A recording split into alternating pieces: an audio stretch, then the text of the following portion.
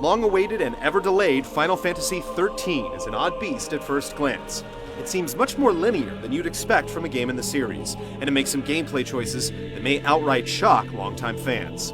Has it emerged a failed experiment, or does it represent a bold new direction for Japanese RPGs? I don't really know for sure. We'll find out today.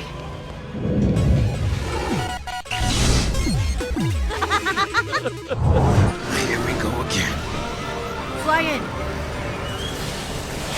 Stunning production values aside, this is classic Final Fantasy.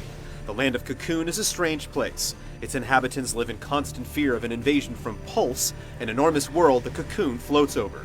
Ruled over by the Sanctum and protected by seemingly magical beings called Fal'Cie, its people have little control over their own fates. That is, until an improbable crew becomes embroiled in a fight for Cocoon's very survival. Final Fantasy XIII lays the jargon on thick. I've got a few screws loose, but I'm a l'Cie, same as you. Good luck figuring out what the difference between l'Cie and Fal'Cie is without consulting the in-game encyclopedia, which is thankfully auto-updated after seemingly every cutscene. This won't interfere with the sense of wonder you'll feel as you play through the story. The world feels every bit as bizarre and magical as the game assures you it is. So, is this place special? What'll probably cause you to take pause is the dialogue. Convincing as they may look, it's hard to take the characters seriously as people after hearing what they have to say. Not surprising. Cute girl like me. It's hard to close your eyes, huh? It's basically Japanese RPG melodrama that some may find endearing, though, for us, it's most frequently at odds with the heavy story the game is trying to tell. Don't worry.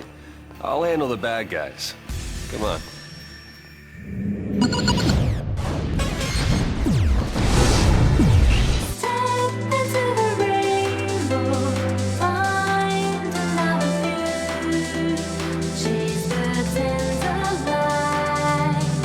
RPGs often traffic in the illusion of freedom, but Final Fantasy XIII is less concerned with this than most.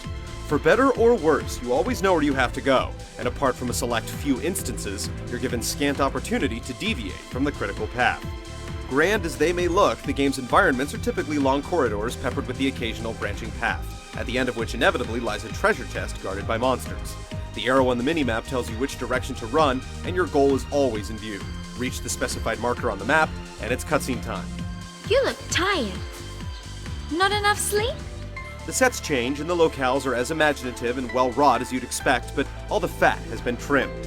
You'll visit some areas you might classify as towns, but only in terms of window dressing. You'll do all your shopping from save points. In short, Final Fantasy XIII's layout is in complete and utter service to its story. It makes no bones about it. Snap to it. We're rolling out. Once you get deep into the story, you'll eventually reach an area where you can stretch out a bit and explore. This is where you'll do the farming and questing we've long associated with Final Fantasy. If you want to max out your characters and grind for crazy weapon upgrades, here's where you'll do it. Once you get a look at the place, you'll immediately realize that it can sustain hours upon hours of this kind of play. And yes, you can come back to it after you stomp your way through, though not until late in the game. So they're doomed to eternal regret, huh? Arguably, Final Fantasy XIII gives you freedom where it's most meaningful, in character development. Characters are designed around a streamlined iteration of the classic job system, and you earn points in battle to spend upgrading stats and buying new abilities. Every character has prescribed roles, but as you approach the endgame, it all opens up, allowing you to give anyone any job you want.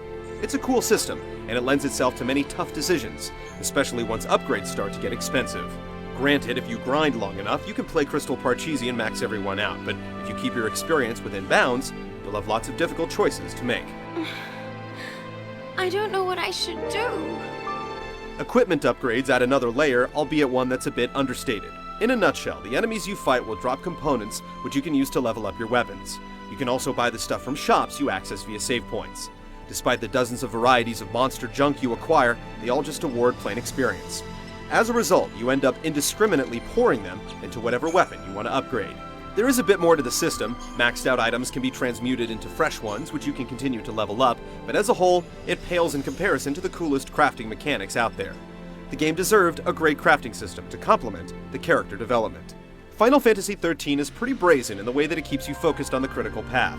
If nothing else, this casts in stark detail the smoke and mirrors trick Japanese RPGs use to fool us into thinking we have freedom.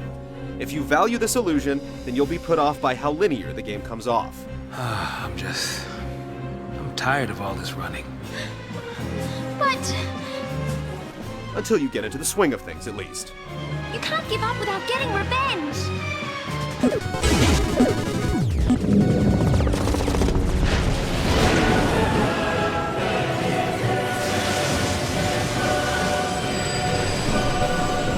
Final Fantasy XIII's combat starts off slow and doesn't pick up in earnest until you're well into the story. It introduces each element bit by bit until you're finally given access to all its tricks around a dozen or so hours in. In defense of this approach, the system is pretty complex, and quick to punish hubris or inattentiveness. The most striking thing about it is that the default command is Auto Battle, which essentially picks a string of actions for you. Far from giving you license to fight on autopilot, the fact that the game will reliably pick the right attacks allows you to focus on the higher level strategy. Specifically, what roles your party members will assume during any given round. You can swap your party members' jobs at any time to accommodate the demands of battle. If a fight is even the least bit demanding, and the best ones are very much so, an all-offensive strategy will only get you so far.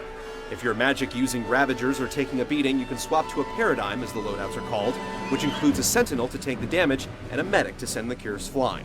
Fights that seem impossible after your first failed attempt become manageable when you approach them more thoughtfully. Is the boss monster truly impenetrable, or are you hitting him with enough saboteur debuffs? The system rewards experimentation, and tough fights are often amenable to varying approaches.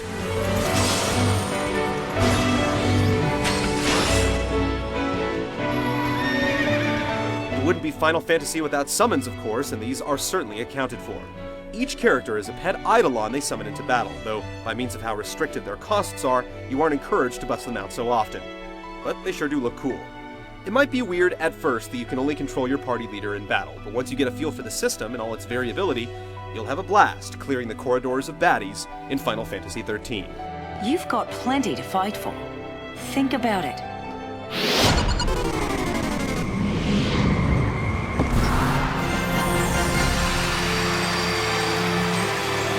If there's one certainty in the games industry, it's that Square Enix will never skimp on a Final Fantasy game's production values. Nitpickers will find faults, sure. The dithering effect on the hair looks a bit cheap, and if you're looking for them, you'll spot plenty of flat textures, but for the most part, the game leaves a strong impression. The way the characters' faces move sells you wholly on their humanity, and the effect is almost good enough to help drown out the cheesy dialogue. Glad that's over. The environments are imaginative and full of detail, and their variety is such that you'll seldom feel location fatigue throughout the 40-plus hour experience. Monster designs are also accomplished, apart from a few notable weak spots. Expect to see clever riffs on some Final Fantasy archetypes. The soundtrack is a combination of orchestral and electronic tracks, with haunting vocals in places you might not expect. The oddly festive battle theme, though, will simply refuse to lose its grasp on your brain hours after you've stopped playing.